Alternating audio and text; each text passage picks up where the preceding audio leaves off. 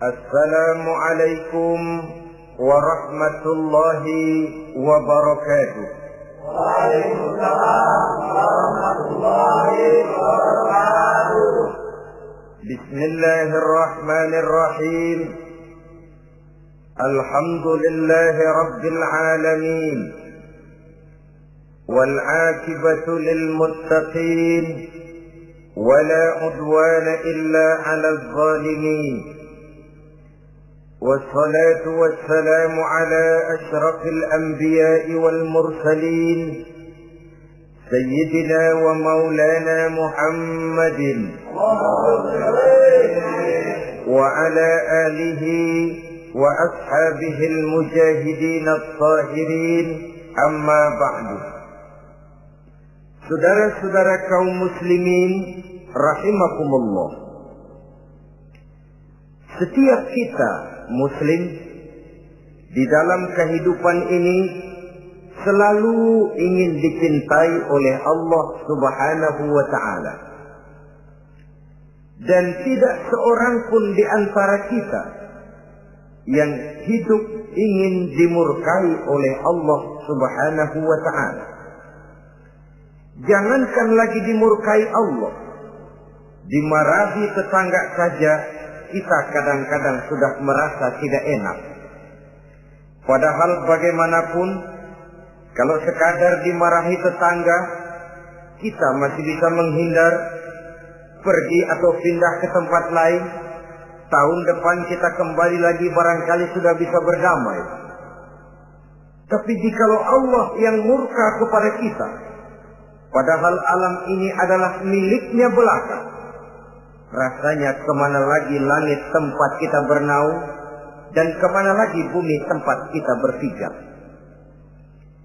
Setiap orang ingin dicintai Allah, tapi tidak setiap orang mau melakukan perbuatan-perbuatan yang kalau dikerjakannya Allah akan cinta kepadanya. Dan setiap orang tidak ingin dimurkai Allah, tapi orang kadang-kadang tanpa sadar melakukan perbuatan-perbuatan yang justru dimurkai oleh Allah Subhanahu wa taala. Pada pertemuan kali ini ingin saya sampaikan kepada hadirin satu hadis qudsi di mana Allah Subhanahu wa taala berfirman melalui lisan Nabi besar Muhammad sallallahu alaihi wasallam. أحب ثلاثا وحبي لثلاث أشد. Aku cinta, kata Allah, kepada 3 macam golongan manusia, tapi aku lebih cinta lagi kepada yang 3 macam lagi. Jadi ada yang sekedar dicintai Allah, ada yang lebih lagi dicintai oleh Allah Subhanahu wa taala. Siapa mereka? Mari kita ikuti satu persatu isi daripada hadis qudsi ini. Yang pertama, uhibbu ahlas safa. Aku cinta, kata Allah, kepada orang-orang yang pemurah. Aku cinta kepada orang-orang yang ringan tangan, mempunyai kepekaan sosial yang tinggi, gemar menolong orang yang memang memerlukan pertolongan. Aku cinta kepada orang-orang yang semacam itu. Saudara-saudara kaum muslimin rahimakumullah, di zaman sekarang ini, seiring dengan makin tajamnya persaingan hidup, makin tingginya tensi ekonomi, antara tenaga kerja yang masuk pasaran dengan lapangan kerja yang tersedia jauh dari memadai, gaya hidup orang semakin konsumtif, semakin individualis. Timbullah sikap hidup elu-elu, gua-gua. Kepekaan sosial mulai lentur dan luntur, tapi tidak terwujud di dalam kehidupan sehari-hari. Padahal agama mengajarkan Allah cinta kepada orang-orang yang bermurah tangan, gemar melakukan pertolongan, peka melihat penderitaan dan kesulitan orang lain. Adalah Allah melebihkan rezeki sebagian kita dari yang lain. Dimaksudkan untuk saling tolong menolong, bahu membahu dan bantu membantu. Sehingga dengan demikian, apa yang disabdakan Nabi dalam hadis, Ar-Rahimuna yarhamuhumur Rahman, irhamu ahlal ardi yarhamkum man fis sama. Orang-orang yang punya sifat belas kasih akan dikasihi oleh Allah Subhanahu wa ta'ala. Sayangi yang di permukaan bumi, nanti yang di langit akan sayang kepadamu. Akan turun rahmatnya kepada kita bersama. Alangkah nikmatnya kehidupan ini, jikalau yang berkuasa menyayangi yang lemah lalu melindunginya, jikalau yang alim menyayangi yang awam lalu membimbingnya, jikalau yang kaya menyayangi yang miskin lalu mengulurkan tangan memberikan bantuannya, akan terciptalah rahmat dalam kehidupan. Tapi jikalau sebaliknya, yang berkuasa malah menindas dan menekan yang lemah, yang alim malah membodoh-bodohi yang memang sudah bodoh, sementara yang kaya menyantap yang miskin, akan terjadilah bala dan bencana dalam kehidupan. Bukan lagi rahmat yang turun, melainkan azab akan menimpa kita secara keseluruhan. Begitulah terdapat tirai halus yang memisahkan kita dari konsep ajaran agama kita yang luhur. Agama mengajarkan yadul ulya khairun min yadi sufla, bahwa tangan di atas lebih baik daripada tangan yang di bawah.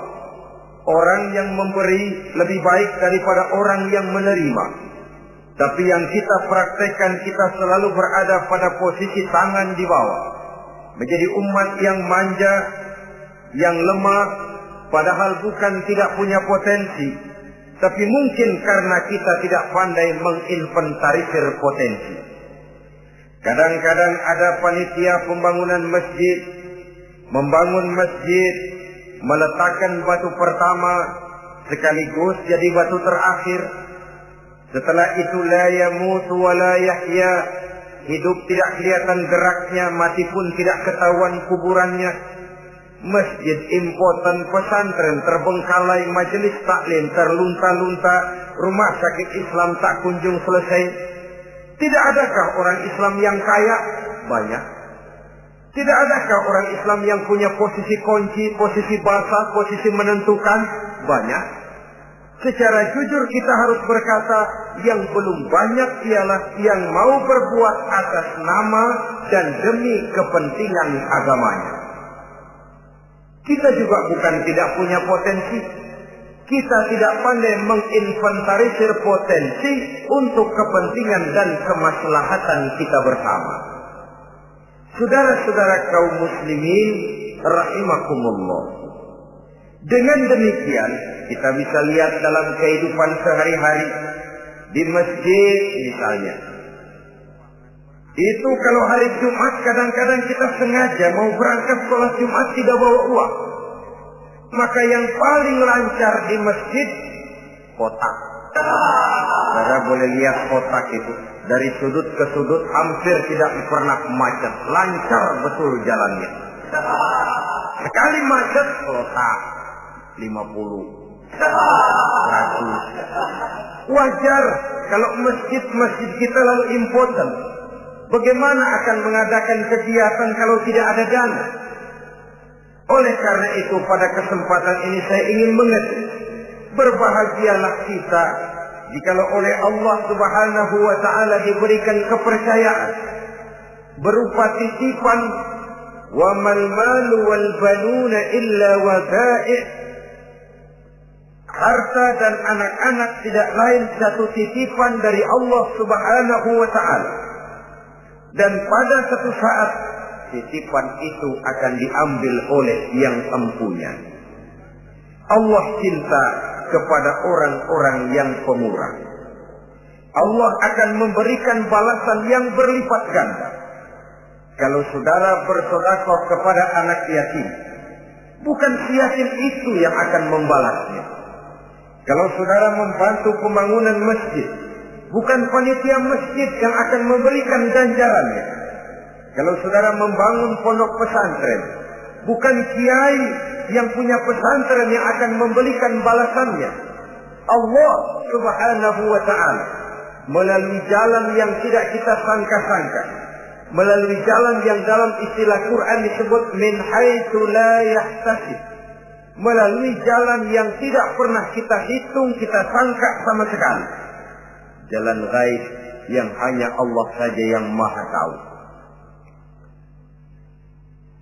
Sebaliknya, wa hubbi lil faqir as-sakhi asad, kata Allah.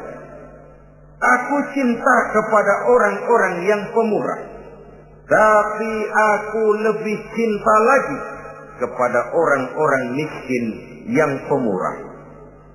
Orang kaya pemurah, Allah cinta. Orang miskin pemurah, Allah lebih cinta. Kenapa?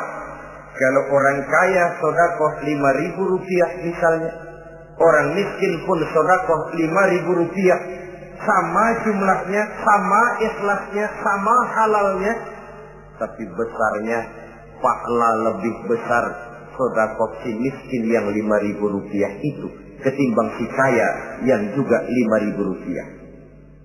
Kenapa maka demikian?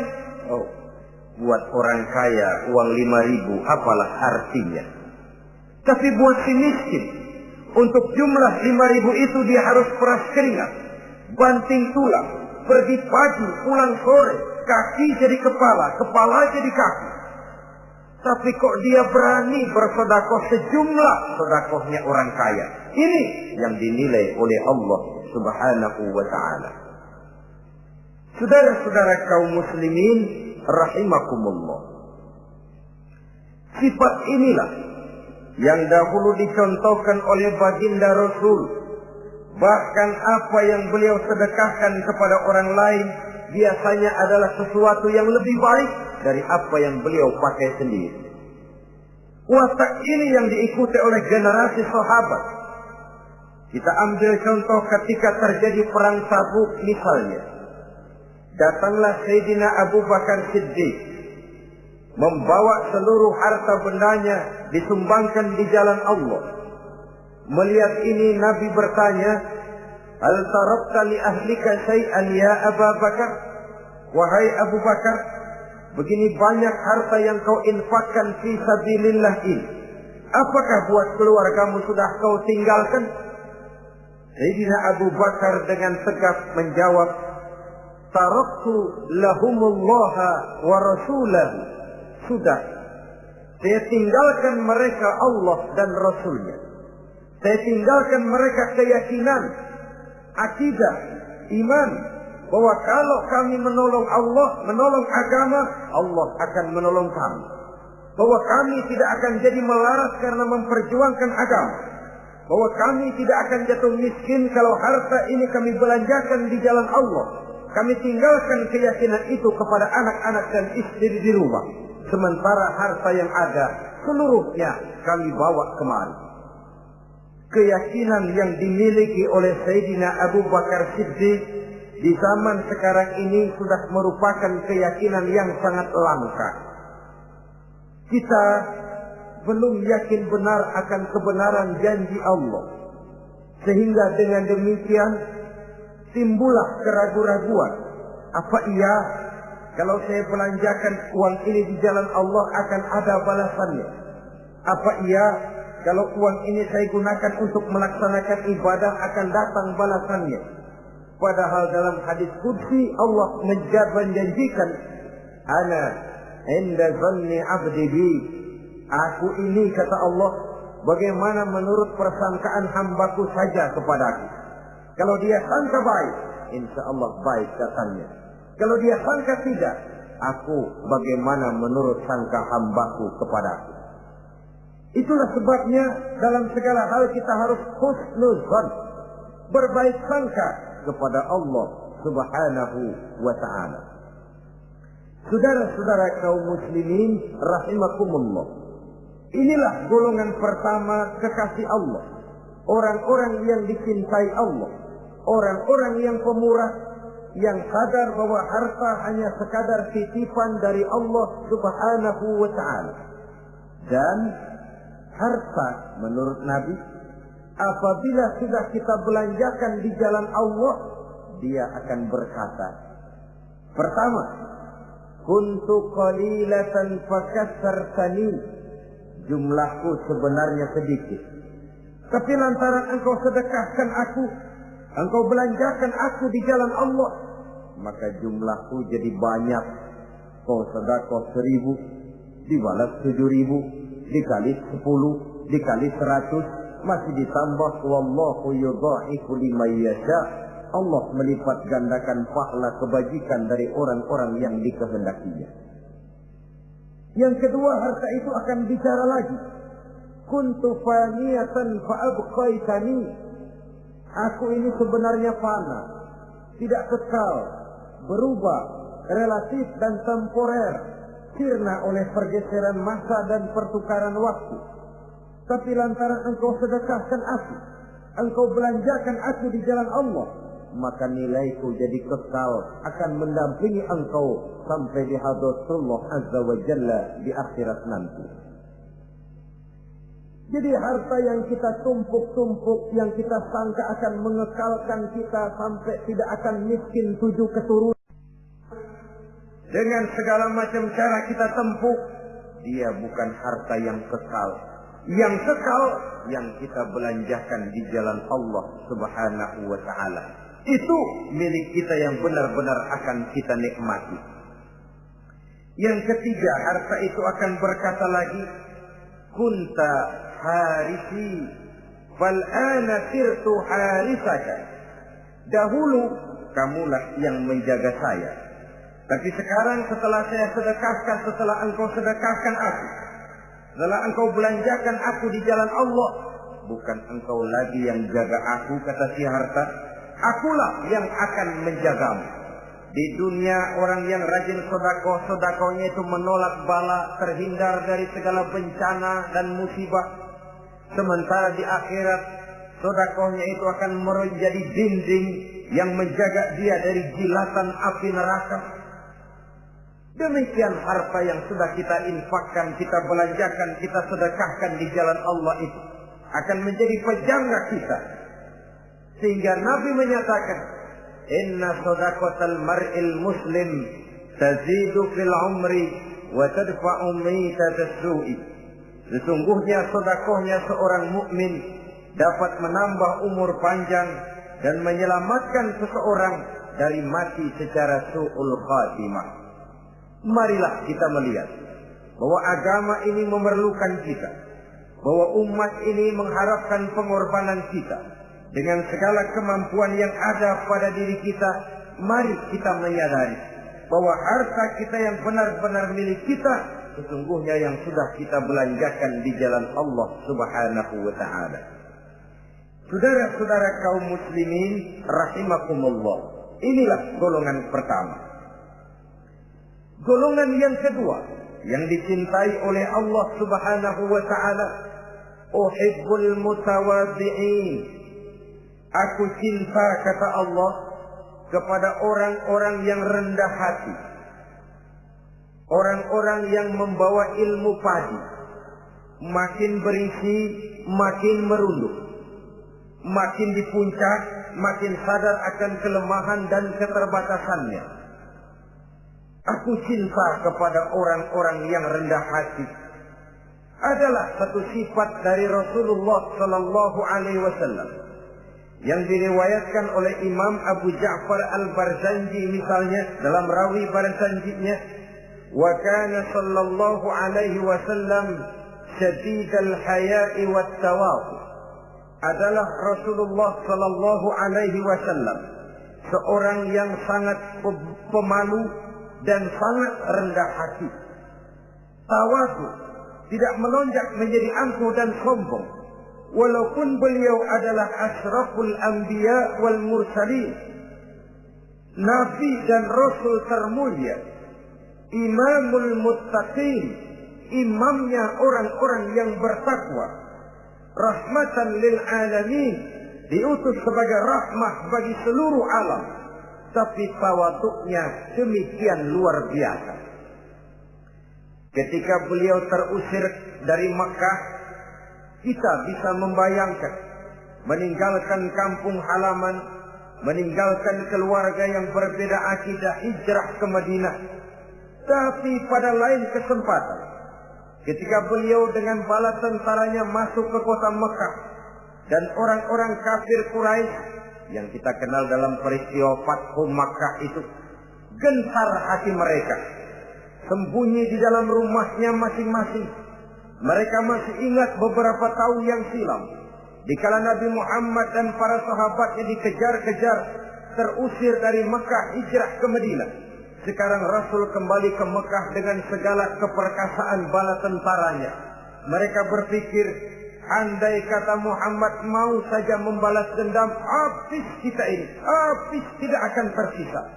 Dahulu dia kita caci maki, dahulu dia kita usir, dahulu dia kita kejar-kejar untuk kita bunuh. Sekarang kita tidak berdaya. Muhammad dengan perkasa, dengan bala tentaranya yang gagah sekarang masuk ke kota Mekah. Apa yang harus kita lakukan? Mereka menunggu dan menunggu.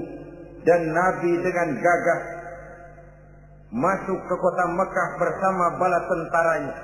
Apa ucapan yang pertama beliau lontarkan? Pembalasan dendam? Tidak. Mencari orang-orang yang dulu mengejar, memusuhi, mengancam akan membunuhnya? Tidak. Beliau tidak teriak-teriak, mana itu Abu Jahal, mana itu Abu Lahab, mana itu Abu Sufyan, mana itu dulu orang-orang yang memusuhi saya dan sahabat saya, ayo keluar kalau berani, ha? Tidak. Pidato ucapan pertama yang keluar dari bibir yang mulia itu sungguh di luar perkiraan kufar Quraisy. Apa jawab Nabi? Pidato Nabi, al-yauma yaumul marhamah. Tuan-tuan para Quraisy, tidak usah khawatir. Hari ini adalah hari yang penuh kasih sayang. Saya masuk ke kota Makkah semata-mata untuk menunaikan ibadah. Tidak akan ada balas dendam. Tidak akan ada pertumpahan darah. Siapa yang masuk ke Masjidil Haram dia aman. Siapa yang masuk ke Masjidil Haram dia tenang, tidak akan diganggu barang sedikit pun. Bersih hatinya dari balas dendam. Tidak ada watak untuk menunjukkan kepongahan pada beliau berada di puncak kejayaan. Tidak. Ini yang disebut sadidul haya wa tawadhu. Sangat rendah hati. Tidak melonjak menjadi angkuh dan sombong lantaran keberhasilan yang pernah dicapainya. Uhibbul mutawadhi'in. Aku cinta kepada orang-orang yang rendah hati. Makin berkuasa, makin rendah hati. Makin berilmu, makin rendah hati. Makin kaya, makin tawadhu. Wa hubbi lil ghaniyil mutawadhi asad. Tetapi kata Allah, aku lebih cinta lagi kepada orang-orang kaya yang rendah hati. Orang miskin tidak sombong, Allah cinta. Orang kaya tidak sombong, Allah lebih cinta. Sebabnya apa? Rasa-rasanya kalau ada orang miskin tidak sombong, memang sudah harusnya. Tapi kalau ada orang kaya, apa saja dia punya. Kebunnya ada di mana-mana, kendaraannya sejumlah keluarganya, uangnya, depositonya ada di berbagai bank, pabriknya banyak. Apa saja dia punya, tapi tidak sombong, tawadhu. Ini yang lebih dicintai oleh Allah Subhanahu wa ta'ala. Saudara-saudara kaum muslimin rahimakumullah. Oleh karenanya, hadis qudsi ini menanamkan kesadaran kepada kita bersama bahwa yang pantas untuk sombong hakikatnya cuma Allah saja. Itu sebabnya salah satu asma'ul husna Allah disebut al-mutakabbir. Kalau Allah sombong, wajar, karena memang tidak ada Tuhan lain selain Allah. Alam dan seluruh isinya adalah miliknya belaka. Tidak ada satupun yang bisa mengklaim. Al-mutakabbir huwallah. Yang pantas sombong hanya Allah subhanahu wa ta'ala. Saudara-saudara kaum muslimin rahimakumullah. Yang ketiga, orang yang dicintai oleh Allah subhanahu wa ta'ala, uhibbut taibin. Aku cinta kepada orang-orang yang bertaubat. Kepada orang-orang yang apabila berbuat kesalahan, dia segera sadar. Dijadikannya kesalahan itu sebagai satu pelajaran untuk tidak diulanginya lagi pada masa yang akan datang. Adalah lebih baik kita mulai dari kertas yang kelabu, hitam sekalipun, kalau akhirnya akan menjadi lembaran-lembaran yang putih, ketimbang kita mulai dengan lembaran yang putih, kalau akan ditutup dengan lembaran-lembaran hitam noda yang tidak berhapus. Allah subhanahu wa ta'ala Maha Pengampun, Pengasih dan Penyayang. Ia akan memaafkan segala perbuatan yang bersifat salah dari hamba-hambanya, asalkan tidak diulanginya lagi. Manusialah yang sering kejam, membiarkan dirinya larut dan hanyut diseret arus dosa. Ia sadar itu satu kesalahan, tapi tidak berupaya untuk menyelamatkan dirinya sendiri. Apakah itu berupa yang namanya judi, minuman keras, menipu orang lain, durhaka kepada kedua orang tua, jahat kepada tetangga, suka memfitnah orang lain. Dibiarkan dirinya hanyut di dalam lembah dosa tanpa upaya penyelamatan sama sekali. Atau kadang-kadang mengulur waktu.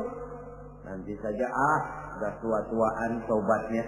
Padahal waktu tidak pernah main-main. Uhibbut taibin. Aku cinta kepada orang-orang yang mau bertobat. Wa hubbi lisabit taib asad. Tapi aku lebih cinta lagi kepada orang-orang muda yang mau bertaubat. Apabila orang tua bertaubat, Allah cinta. Anak muda bertaubat, Allah lebih cinta. Dalam usia mudanya, di mana darah masih mengalir dengan panas, sejuta khayal dan keinginan masih bersemi di dalam benaknya, dia sanggup blokir semua itu, disalurkannya di jalan Allah. Allah cinta sekali kepada orang-orang semacam itu.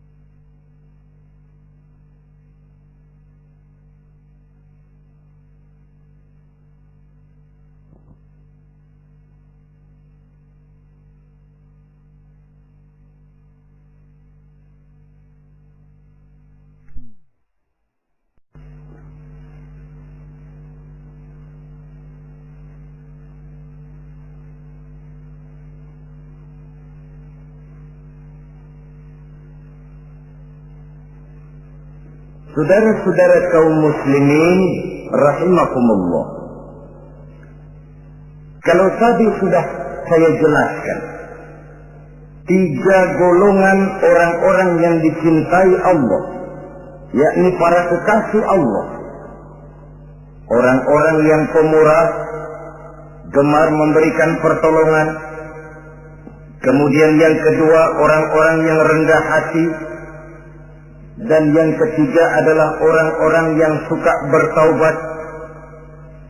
Maka kemudian hadis qudsi ini dilanjutkan oleh Allah Subhanahu wa ta'ala dengan menjelaskan lawanan dari 3 golongan tadi. Kalau 3 golongan tadi adalah orang-orang yang dicintai Allah, maka 3 golongan yang berikutnya adalah mereka yang dibenci, dimurkai oleh Allah Subhanahu wa ta'ala. Siapa mereka? Jumlahnya juga 3, lawanan dari yang 3 tadi pertama. Yang pertama, saudara-saudara, abghadul bukhala. Aku benci, kata Allah, kepada orang-orang yang bakhil, orang yang kikir, orang yang diberikan amanah berupa harta, lalu tidak tersentuh hatinya melihat kesulitan dan penderitaan orang lain. Tetangganya meratap dan merintih kelaparan, sementara ia dengan tenang berpangku tangan, padahal ada kelebihan rezekinya. Ia tahu kesulitan orang lain, tapi ia tidak berusaha mengulurkan tangan memberikan bantuan. Kenapa seseorang bisa terjebak ke dalam penyakit bakhil bin kikir alias pelit seperti ini? Oleh karena harta benda dunia itu sudah berakar kuat di hatinya. Tidak mau lepas lagi ia dari sana. Tidak mau berpisah ia dengan harta itu walau sedikit jua pun. Dan memang para ulama sufi mengajarkan, orang kaya itu ada 2. Ada orang kaya hakiki, ada orang kaya majazi. Orang kaya hakiki, orang kaya sebenarnya adalah orang yang kaya hatinya. Luas cakrawala pandangannya, terbentang nuansanya, tidak cuplik melihat karunia yang diberikan Allah dalam kehidupan ini. Orang yang kaya hati, inilah orang kaya hakiki. Adapun orang kaya majazi adalah orang yang banyak hartanya tapi miskin hatinya. Hidupnya sudah melimpah tapi ia selalu merasa kurang, maka ia tidak pernah cukup. Posisinya sudah kaya tapi ia masih merasa miskin, maka ia pun selalu miskin. Imam Ghazali rahimahullah memberikan contoh yang indah. Perjalanan hidup manusia sama dengan naik kapal laut yang besar menuju pulau bernama akhirat, mencapai pantai surga bahagia. Kapal ini akan singgah di satu pulau bernama dunia. Para penumpang diperbolehkan turun, tapi sebelumnya diingatkan lebih dahulu bahwa ini cuma sekedar tempat transit. Di dunia, di pulau yang bernama dunia, para penumpang boleh mengambil apa yang memang diperlukan untuk bekal dalam perjalanan. Tapi jangan lupa bahwa kapal akan melanjutkan perjalanan menuju kepulauan akhirat yang kekal dan abadi. Maka turunlah para penumpang ke pulau yang bernama dunia ini. Macam-macam tingkah lakunya ketika mereka menjejakkan kaki ke pulau dunia. Ada yang tetap sadar kepada pesan nakoda. Dia turun ke pulau yang bernama dunia, yang hijau, ranau, indah, memikat, mempedaya, mempesona. Tapi ia tetap sadar, ini cuma tempat transit. Ini cuma tempat persinggahan sementara. Bukan ini tempat yang akan saya tuju. Kapal akan segera berangkat. Saya harus bersiap-siap. Diambilnya apa yang diperbolehkan di pulau bernama dunia sebagai bekal menuju perjalanan akhirat. dan setelah itu dia segera kembali ke kapal untuk melanjutkan perjalanannya. Ada pula penumpang yang lalai. Ketika turun ke pulau bernama dunia ini, ia lupa kepada pesan sang nakoda. Ia terpedaya oleh hijau ranaunya kepulauan dunia.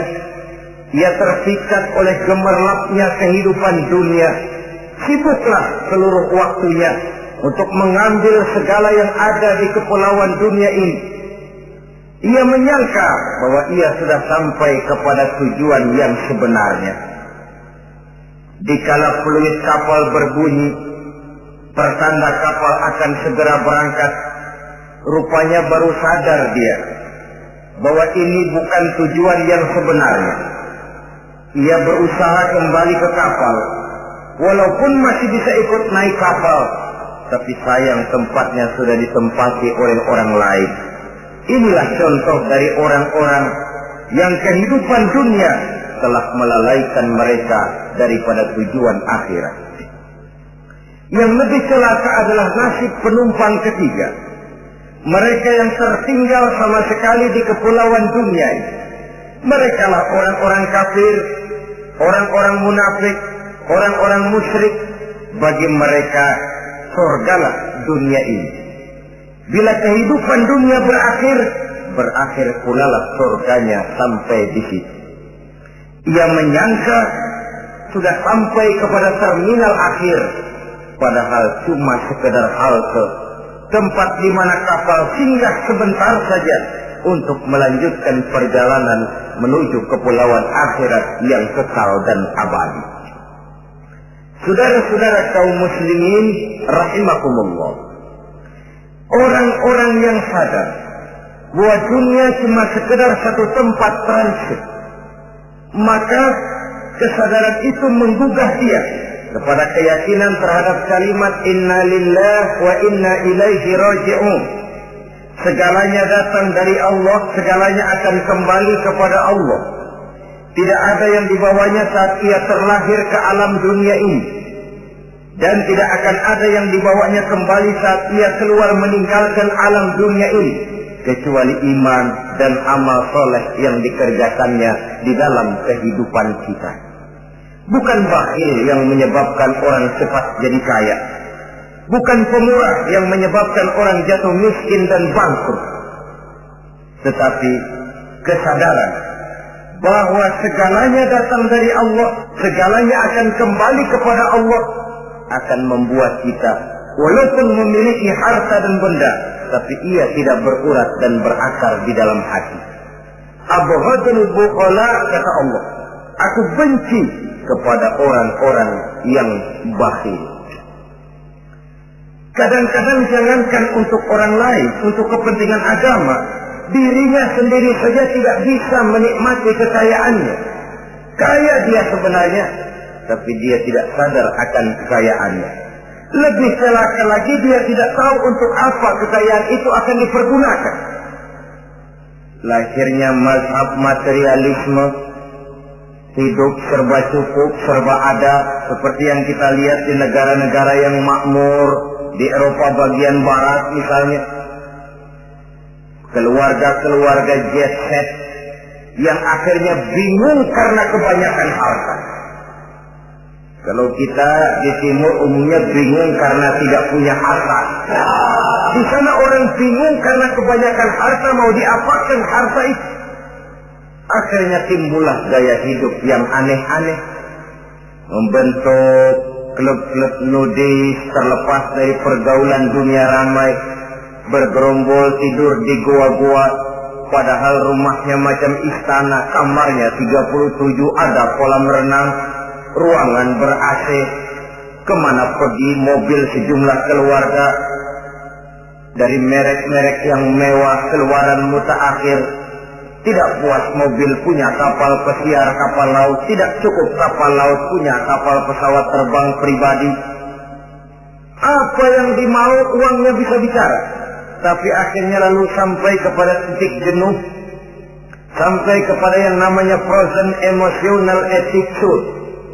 Dan sikap bakhil inilah yang pada akhirnya mendorong seseorang untuk sampai kepada tingkat yang disebut tamak, rakus, serakah.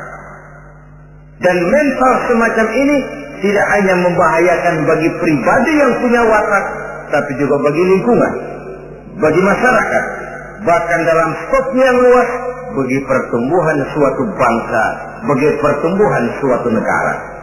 Sikap-sikap tamak, rakus, serakah, mau menang sendiri, mau kuasa sendiri, mau basah sendiri, mau kaya sendiri, persetan dengan orang lain, adalah sikap-sikap yang tidak saja bertentangan dengan ajaran agama kita, tapi juga bertentangan dengan falsafat dasar kehidupan bangsa kita, yakni Pancasila. Saudara-saudara kaum muslimin rahimakumullah, lawanannya kemudian Allah menyatakan, wa bughdi lil ghaniyil bakhil asad, aku benci kepada orang yang bakhil, tapi aku lebih benci lagi kepada orang-orang kaya yang bakhil. Kalau orang miskin pelit, barangkali masih orang berkata pantaslah dia itu pelit, miskin. Tapi kalau kaya, bakhil, kaya, pelit, rasanya orang menyayangkan. Apa saja dia punya, tapi bakhil, pelit, tidak sadar bahwa itu adalah amanah Allah yang suatu saat akan dimintakan pertanggungan jawab di padang mahsyar nanti. Inilah golongan pertama yang dibenci oleh Allah Subhanahu wa ta'ala. Golongan yang kedua, abghadul mutakabbirin, aku benci kepada orang-orang yang sombong. Baik sombong oleh karena kekuatan, wewenang, jabatan. Baik sombong oleh karena ilmu pengetahuan, skill, keahlian, kemampuan. Baik sombong oleh karena harta benda dan kekayaan. Sombong dalam segala bentuknya tidak disenangi oleh Allah Subhanahu wa ta'ala. Inilah yang saya maksud tadi dengan membawa ilmu padi seharusnya. Semakin berisi, semakin merunduk. Sebab pepatah orang-orang tua kita bilang, air beriak tanda tak dalam, tong kosong bunyinya nyaring. Orang belajar silat kalau baru dapat 2-3 jurus memang genit, bukan main. Sesuatu yang barangkali sudah lumrah dalam kehidupan. Tapi yang diajarkan oleh agama, abghadul mutakabbirin, aku benci kepada orang-orang yang sombong. Al-Quran syarat dengan contoh-contoh baik dari perjalanan sejarah, baik dari perjalanan hidup para nabi dan para rasul. Seluruhnya merupakan tamsil, contoh dan ibarat bagi kita bersama. Fanzuru kaifa kana akibatul mukazzibin, fanzuru kaifa kana akibatul mujrimin. Berjalanlah kamu di permukaan bumi, lihat bagaimana akibat yang diderita oleh para pendusta, lihat bagaimana akibat yang diderita oleh para pembuat dosa, oleh orang-orang yang sombong, angkuh, congkak dan takabur. Mereka satu demi satu mengalami kehancuran, tenggelam di perut sejarah. Kurang apa Fir'aun? Kurang apa Raja Namrud? Kurang apa Raja Abrahat? Tentaranya gagah perkasa, kekuasaannya luas, istananya megah dan besar, pengawalnya gentayangan di mana-mana, intelnya selalu siap siaga menjaga keamanan. Sang raja diraja, entok waktu berputar masa beredar, tenggelam oleh perputaran waktu dan peredaran zaman. Tidak ada satu keabadian dalam kehidupan ini. Akankah kita melahirkan Fir'aun kelas baru, Namrud di zaman modern, Abrahat gaya kini, yang semakin berada di puncak kekuasaan semakin lupa diri dan lupa daratan, menjadi orang yang hanya mau benar sendiri, adil sendiri, makmur sendiri, tidak peduli menari di atas bangkai dan penderitaan orang lain?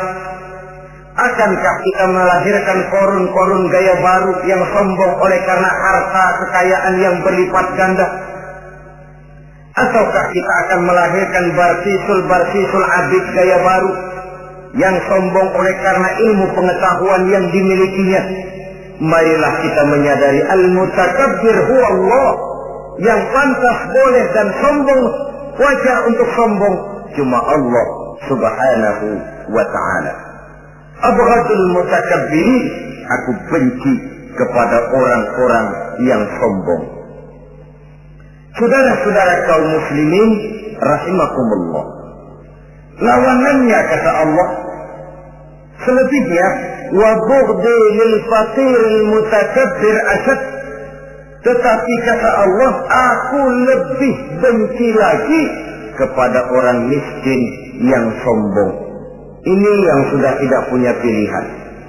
Orang pintar sombong barangkali lumayan, goblok sombong minta ampun, pejabat sombong barangkali karena punya pangkat, rakyat sombong apa yang mau disombongi, orang kaya sombong barangkali karena kekayaannya, melarat miskin sombong minta ampun.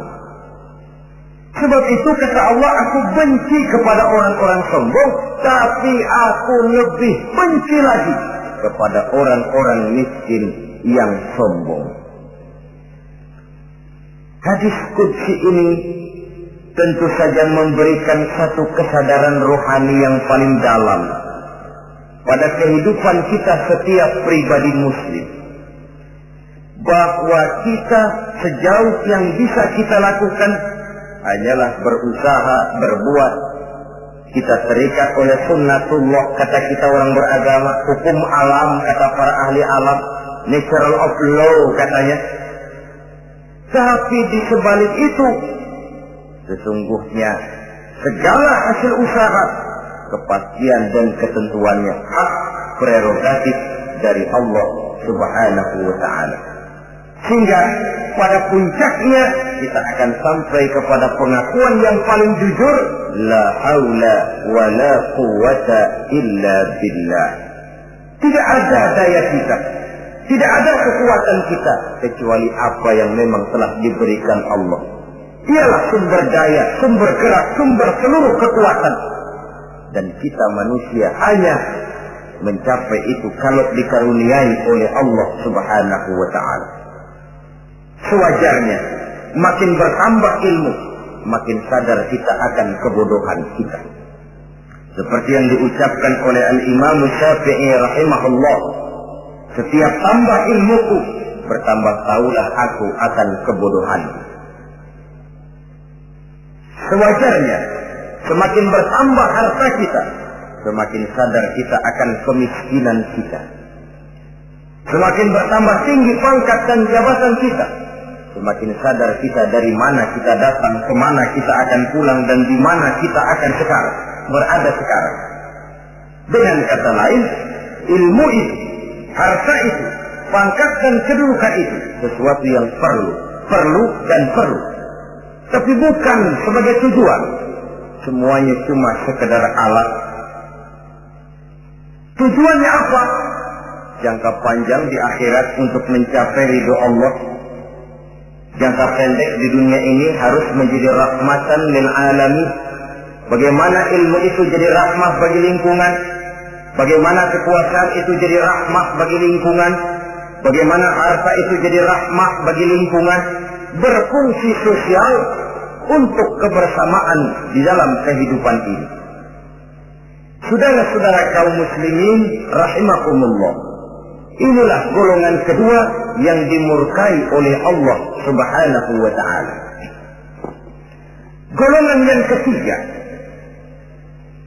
abghadul fasad, aku benci kata Allah kepada orang-orang yang berhati keras, berhati batu, tidak mempan nasihat, baik nasihat itu datang dari Allah, baik nasihat itu datang dari orang lain, baik nasihat itu datang dari dalam dirinya sendiri atau bernasihat yang dipandangnya, yang dilihatnya dalam segala gerak kehidupan. Satu hari bahkan beberapa sahabat pernah menghadap Rasulullah Sallallahu Alaihi Wasallam. Ya Rasul, jikalau sekarang ini kami nyaris tidak punya problem, artinya semua problem kami tuntas, sedikit kami bingung, Tuanlah tempat kami bertanya. Kami tidak mengerti hukum, Tuan tempat kami meminta fatwa. Kami ingin mendapat petunjuk, kepada Tuan kami mengadu. Tapi nanti kalau suatu saat Tuan telah berangkat meninggalkan kami ya Rasulullah, menghadap Allah Subhanahu wa ta'ala, tinggallah kami hidup tanpa bimbingan Tuan, kemana lagi kami harus minta nasihat? Baginda Rasul senyum, kemudian beliau menjawab, taraktu lakum nasihatain. Kamu tidak usah khawatir. Kalaupun pada satu saat nanti aku berangkat meninggalkan kamu semua, kembali menghadap Allah Subhanahu wa ta'ala, kamu tidak perlu bingung. Tempat kamu minta nasihat ada, tempat kamu bertanya ada, tempat kamu minta fatwa dan kepastian hukum ada. Taraktu lakum nasihatain. Aku tinggalkan untukmu dua macam nasihat. Pertama, yang aku tinggalkan kepadamu itu nasihat yang pandai bicara. Yang kedua, yang aku tinggalkan kepadamu itu nasihat yang diam saja. Sahabat lalu bertanya, kalau nasihat yang bisa bicara itu apa ya Rasul? Beliau menjawab, Al-Quranul Karim. 6.666 ayat, 30 juz, 114 surah, seluruhnya nasihat bagi umat Islam. Apapun yang akan kau kerjakan, kemanapun kau akan pergi, bertanyalah kepada Al-Quran, minta nasihatnya. Bertanya langsung? Tentu tidak. Bertanya kepada Al-Quran artinya fas'alu ahla dzikri in kuntum la ta'lamun. Jikalau kamu memang tidak mengerti, bertanyalah kepada yang mengerti. Yang mengerti Al-Quran tentu tidak lain para ulama, para kiai, para asatidz, guru-guru yang mengaku kita di majelis taklim. Nasihat yang pandai bicara, Al-Quranul Karim. Kemanapun saja kaki akan kita langkahkan, ke arah manapun bumi yang akan kita tuju, mintalah lebih dahulu nasihat Al-Quranul Karim. Usaha apapun yang akan kita lakukan, mintalah nasihat kepadanya. Itu nasihat yang pandai bisa. Lalu sahabat bertanya lagi, kalau nasihat yang diam saja itu apa ya Rasul? Beliau menjawab, nasihat yang diam saja itu maut. Diam saja dia, tidak bicara, tapi pasti datangnya. Dan itu jadi nasihat. Kalau sekarang kau menyolatkan orang lain, apa tidak mungkin besok kau disolatkan orang? Kalau hari ini kau antar jenazah temanmu ke liang lahat, entah tahun depan, bulan depan, minggu depan, entah 5-10 tahun yang akan datang, bukankah kau yang akan diantar ke liang lahat? Kau tengoklah temanmu itu, matanya masih ada tapi sudah tidak sanggup lagi melihat. Jangankan melihat, digerakkan saja pun sudah tidak bisa. Telinganya belum kemana-mana tapi sudah tidak mampu lagi mendengar. Kakinya masih cukup tapi sudah tidak mampu untuk dipakai berjalan. Tangannya masih ada tapi tidak ada lagi yang bisa dipegangnya. Apa yang kurang kalau sudah demikian? Kau tumpuk harta kekayaan untuk 7 turunan, kau sangka kau tidak akan mati karena itu. Kau ingin selalu berada di puncak padahal hidup ini mendaki dan menurun. Ini seluruhnya merupakan nasihat. Orang yang hatinya keras tidak mempan nasihat yang datang dari Allah Quran dan mau. Nasihat yang datang dari orang lain, kadang-kadang diberikan nasihat, lebih pandai dia berkilah, lebih pandai dia berkelit, lebih pandai dia berjawab. Orang yang memberi nasihat baru bicara satu, dia sudah 10. Nasihat yang datang dari orang lain tidak juga bisa menyentuh hatinya. Atau nasihat yang timbul dari dalam dirinya sendiri. Kulit yang mulai berkerut, uban yang mulai bertabur, gigi yang permisi satu demi satu. Itu kan seluruhnya merupakan nasihat. Tapi orang yang hatinya keras, kasar, istilah kita barangkali sudah kulit badak, muka tembok, kuping kebo, masuk dalam golongan khatamallahu ala qulubihim. Allah sudah tutup cap, Allah tempel hati mereka, tidak masuk lagi nasihat. Na'udzubillah summa na'udzubillah. Beruntung kita kalau oleh Allah ini diberikan hati yang lembut, peka, mudah menerima kebenaran, tidak tertutup terhadap kebenaran. Walaupun kebenarannya itu datang dari seorang budak yang hitam legam. Karena memang agama mengajarkan khudil hikmata wa la yadurruka min ayyi wi'ain kharajat. Ambillah hikmah, ambillah kebenaran, tidak usah terlalu kau pedulikan dari mana sumbernya. Asal itu merupakan kebenaran, jadikan sebagai nasihat di dalam kehidupan. Saudara-saudara kaum muslimin rahimakumullah, rugi dan celaka kita kalau sampai diberikan hati yang keras, kasar, masuk dalam qaswatul qalbi, hati yang kasar, keras, tidak mempan nasihat apapun. Kalau kadang-kadang masuk telinga kanan, keluar lagi telinga kiri, tidak pernah singgah di lubuk hatinya walau sebentar sekalipun, tidak pernah transit, atau kalaupun transit seperti air di daun talas, mudah bergoyah ke kiri dan ke kanan. Allah benci kepada orang-orang yang hatinya keras. Selanjutnya, wa bughdil syaikhil fasik asad. Tapi kata Allah, aku lebih benci lagi kepada orang tua yang hatinya keras. Tua-tua keladi katanya, makin tua makin menjadi. Kalau ada anak muda bandel, nakal, setidaknya orang masih punya harapan. Masih ada orang berkata, ya doain aja dah, mudah-mudahan dia makin dewasa, makin lurus jalan hidupnya, makin benar langkahnya, makin sadar rasa keagamaannya. Masih ada ucapan seperti itu. Tapi kalau sudah tua malah makin gila, orang sudah habis harapan. Paling orang bilang, tuh aki-aki udah asar, udah maghrib, udah dekat ke lubang kubur, bedung maghrib masih nyengsok aja di perapatan. Saudara-saudara kaum muslimin, habis rasanya harapan orang. Aku benci kepada orang yang hatinya keras, tapi aku lebih benci lagi kepada orang tua yang berhati keras. Kenakalan remaja dibenci Allah, kenakalan orang-orang tua lebih dibenci oleh Allah Subhanahu wa ta'ala. Saudara-saudara kaum muslimin rahimakumullah, semoga kita termasuk ke dalam golongan orang-orang yang